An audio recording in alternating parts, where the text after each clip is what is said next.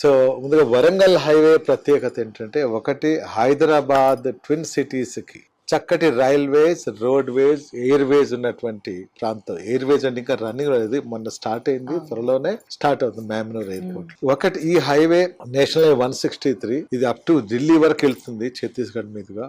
ఇక్కడ 6 track road ఉంది, ఢిల్లీ వరకు రైల్వేస్ ఉంది. పొల్యూటెడ్ ఇండస్ట్రీస్ ఈ హైవేలో ఎక్కడ లేవు, వాటర్ ప్రాబ్లమ్స్ కూడా ఇక్కడ లేవు అనమాట.